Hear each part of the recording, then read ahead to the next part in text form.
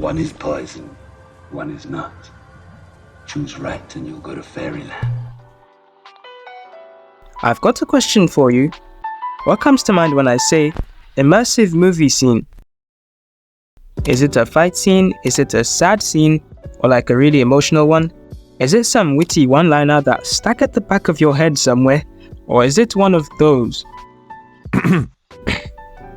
I'm talking about single scenes in film or TV, not an entire movie, that really gets you into the feels of it, that has you paying attention to see how things play out. The type of scene you're on the edge of your seat for, and generally, just the kind of scene you're not soon to forget easily. There's plenty of really immersive types of scenes to think of here. If you're big on the superhero genre, it's probably the fight scenes and the one-liners for you. Yeah, those are great. But if we're to look at it with a more general scope, I'm convinced Riddle scenes have a pretty good spot on here. I've been wanting to do an entire playlist of videos about movie scenes I find interesting, and so I thought, what better way than to kick it off with this exact question? So in this video, I'll be talking about 4 riddle scenes in movies that nicely capture whatever it is that I'm ranting about here. Let's get into it.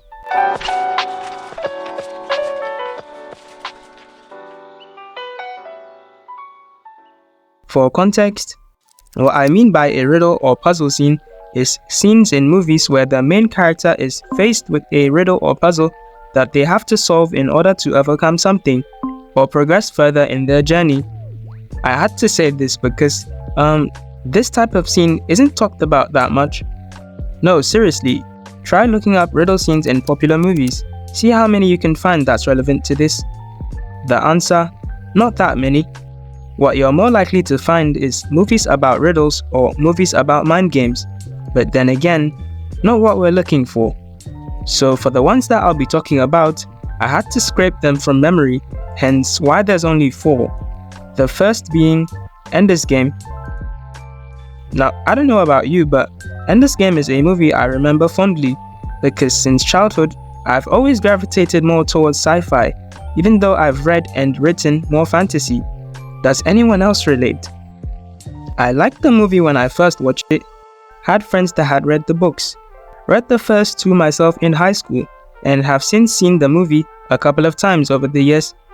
It just left so much to think about, like with the concept of having to put enemies out so they can't harm you in the future, or how the aliens invading Earth wasn't them looking to enslave humanity, how us kids were way smarter than I'd have ever known to give credit for, or the big reveal of how Mazer Rackham was still alive, or even just learning how there's no right side up or down in space, plus this one Salamander song that's never leaving my memory. See, that's a lot going for this movie already. And then of course, there's the riddle scene. While Ender is playing a mind game simulation in his dorm one night, he comes across this giant and is presented with 2 chalices. The puzzle was simple. Choose the one that wasn't poison, you win. Only, Ender tries to pick either cup on different attempts, and as it turns out, the puzzle is rigged. No matter which cup he picked, the little mouse he played as would always die, and there didn't seem to be an obvious way to beat the puzzle. The giant had flat out lied. Now, this is a perfect example of how immersive this type of scene can be when used well. In this instant, the audience is put into the position of, what would I do in this situation? Much like a real-life puzzle, scenes like this are the type that can get you into your thinking shoes, or thinking hats, and that's what I love about them. Unlike me and most of us, I'm guessing, it doesn't take Ender more than 5 minutes and 10 failed attempts to realize the only way to beat the level was to cheat. So instead of trying to pick the correct cup by trial and error, he decides to kill the giant, straight up by jumping into its eye and scratching and wriggling his way up in there, and it does the job. Battle School Colonel Graf and his assistant are just as awestruck as the audience is, because even they've never seen any of their students do that before. I can imagine how many students stumbled upon the mind game and just gave up because there was no obvious way to beat it. Matter of fact, The game wasn't even programmed to progress after beating this level, because it was supposed to be unbeatable, hence why the Formix, which is what they call the aliens, could telepathically communicate with him in a newly created level after he tried to continue the game later on. It still created levels based on the player's psyche, hence why it's his sister that appeared. And for the record, I'd played this one scene as a standalone game any day. I just really love the looks to it.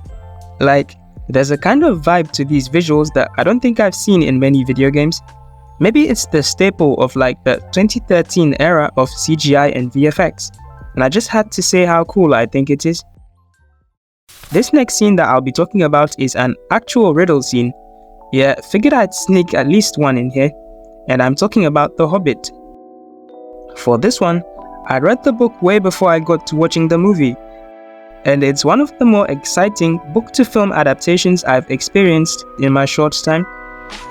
The Hobbit is the only book in the series I've actually finished. Never got to reading LOTR when I discovered the movies, and I remember reading this one song from the book and imagining how the characters would have sung it. And then I watched the movie and the song was in it, but then they sung it in a different way. Well, bummer. I still remember it even. It was something like, "Far over the misty mountains cold, through dungeons deep and caverns so..." Hey, at least they had the same Vikings tone to the voice. Anyways, what I'm getting at is that I'd already read the particular riddle scene I'm getting at before I ever watched the movie, when Bilbo Baggins is separated from his comrades and chances upon the infamous Gollum. He is also presented with a game of riddles. Bilbo and Gollum would take turns asking each other riddles till one of them couldn't answer. If Bilbo won, Gollum would show him the way out, and if Gollum won, well... If Baggins loses, we eats it whole. And when Bilbo hears this, it's as if he considers his fighting odds with this seemingly equally sized creature for a second. If you've read the books, Chapter 5 of The Hobbit, named Riddles in the Dark, if my memory serves me, this will be all too familiar. And you'll even remember, Gollum isn't just some small crazy cave thing that has intellectual fantasies. This guy ate actual goblins and orcs for lunch, and those were like the big bad guys of the series. And of course, he had a ring, the ring, that could turn him invisible. They each take turns asking each other riddles, and Gollum is fairly pissed and getting hungrier by the second when Bilbo is able to come up with answers for all of his. The riddles themselves are actually pretty good. Yeah, no, that's some incredible writing depth, flexing original riddles like this. I remember we had this like riddle game thing back in 7th grade, and I was the one cool kid who had a collection of riddles that no one had ever even heard of before. Yeah, those were the times. The highlight of this scene, however, is when it's Bilbo's turn, out of riddles and under pressure, and so when his hand brushes over his coat, he asks, "What have I got in my pocket?" Gollum gets his 3 chances, and of course, fails to give a correct answer. So, by the rules, Bilbo wins. Only, Gollum isn't looking to honor the rules, and is already fingering around for his ring when he realizes it's missing. He reaches around for a bit, dreading that he has lost his precious. And can I just take a moment to credit how well done the CGI is here? I've since become aware that someone had to wear a mocap suit and actually thrash around for it to look this good. And with the rather funny looking hair, the convincing eyes, and the super incredible voice acting by Andy Serkis, I can't say firmly, Gollum is still one of the most iconic CGI characters in today's cinema.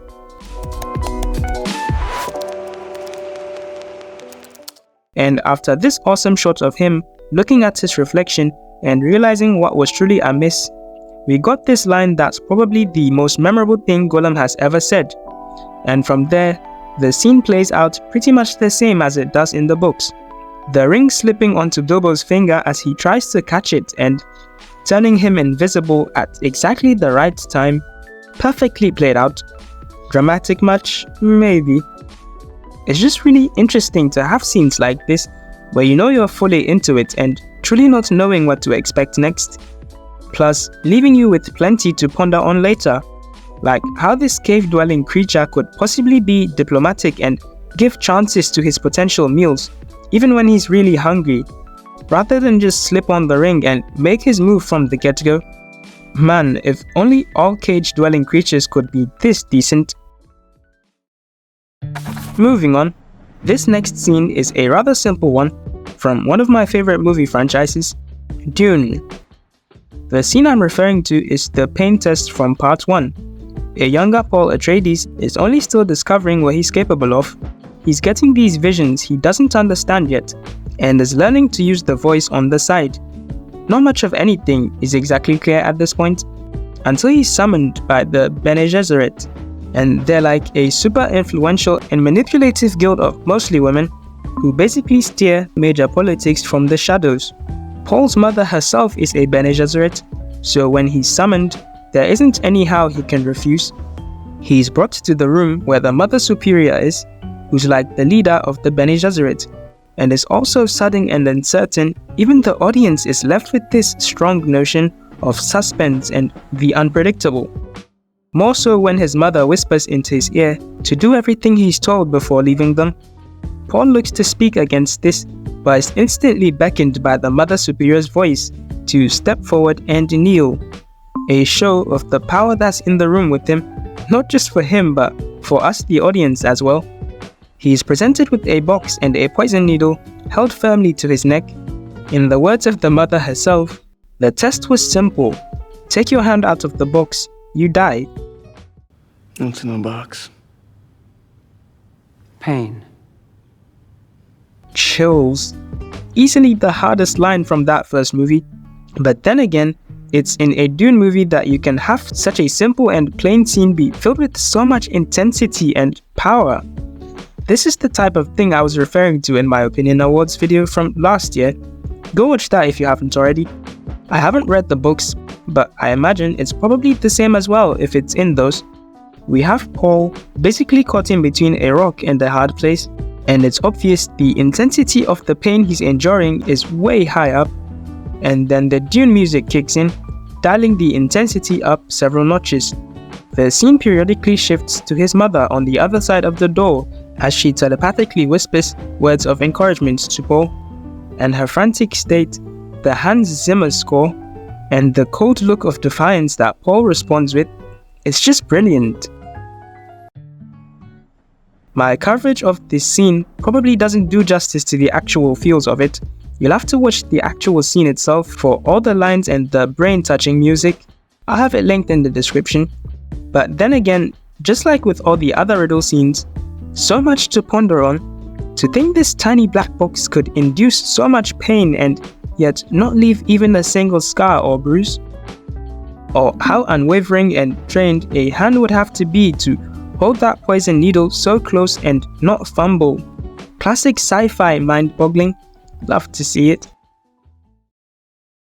And for the final scene I'll be talking about, Ready Player One.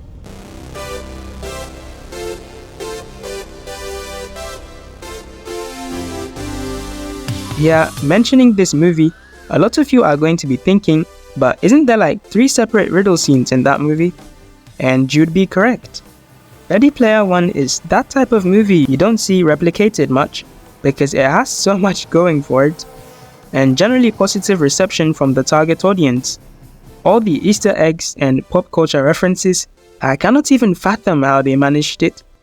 I absolutely loved the visuals and concepts of this film, and like most of the other ones we've discussed already, the riddle scenes in this one are just about the most memorable thing about the movie, plot-wise that is. Ready Player One is about a world that's been overtaken by virtual reality. One giant virtual space called the Oasis. There's tactile full-body suits for the VR world, or straps to limit movement for the real world. There's even functioning systems for digital real estate, inventories, repairs, leveling, travel. It's just straight up teleportation for that. Basically, things that we can relate to with real-life VR, or at least wish we could successfully recreate, like most tech companies in this space have been trying to for years now. And it just works because as a virtual world, what's possible is only limited by your own imagination and creativity. Yeah, this movie is a lot to unpack. Short of it is, the original creator of the Oasis, James Halliday, left an Easter egg in the game for anyone to discover. And after his death, the first player to unlock the Easter egg would gain full ownership of the entire Oasis. That would have been bonkers for anyone. I guess it made sense that some greedy mega corporation was at the forefront of the Easter egg hunt, because obviously they had all the money and other resources. But to the average user who understood how overly monetized and pay-to-win everything would become if this one greedy conglomerate got ownership of the entire space, finding the Easter egg first was top priority to continue Halliday's original vision of a free and accessible space for everyone. Hence our main character, Wade Watt, or Parzival. To unlock the final Easter egg, you needed to find 3 keys and unlock 3 doors, and those could be anywhere in the Oasis. Also, there would always be one clue for the next key to be discovered, and that, dear viewer, is how we got our riddle scenes.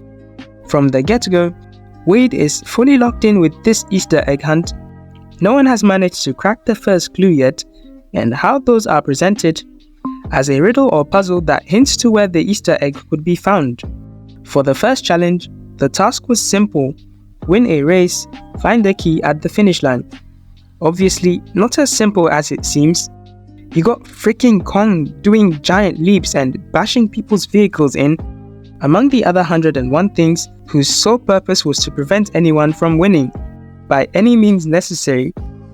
Parzival and friends had to dig through archives of Halliday's recorded memories to find other hidden clues and details that everyone else was missing, and lo and behold, the solution: driving backwards. Now, when I first saw this, I was like, wow, how had no one thought of that before? Well, of course there's a giant wall behind the players at the starting line, but it was such a wowza moment that elevated the rest of the movie for me. Such a simple solve to such a significant plot point. But wait, there's more. For the second key, they had to experience Halliday's biggest fear, which was a number of things. The Shining, meh. Losing a best friend, meh. Kissing his crush, now that's understandable. Anyways, the scene progresses through warping old lady, axe lady over here, and dancing zombies, till Artemis, who Wade eventually falls in love with, wins the key by dancing with Halliday's crush, Kira. And for the last key, which I think is the highlight of the riddle scenes in this movie, the task is to beat a simple puzzle game. It's rather straightforward. There's several levels to play: Pac-Man, Adventure, Motocross. Obviously, IOI had an entire special department analyzing every clue possible to crack this last puzzle, and you can guess how that worked out for them. For Nolan Sorrento, CEO of IOI, it was win or nothing, so him actually detonating the catalyst wasn't that surprising in hindsight. Wade, or Parzival, did still have an extra life though, and he'd figured out by now that winning wasn't how you beat the puzzle, but rather by looking around and finding something hidden, by just playing the game. A callback to the first Easter egg in a video game ever. All in all, I believe we've nicely covered these riddle scenes that I could readily think up. The only other place I could consider a few that would actually fit here is Harry Potter and the Goblet of Fire. You know, like with all the riddle scenes from the Triwizard Tournament. Like I said, these are all easily memorable scenes from their movies because these were the moments that caught our attention the most. I'd like to know if there's some really obvious ones I'm missing here. But anyways, that will be all for this video. Leave a like if you enjoyed, and as always, thanks for watching. Catch you later.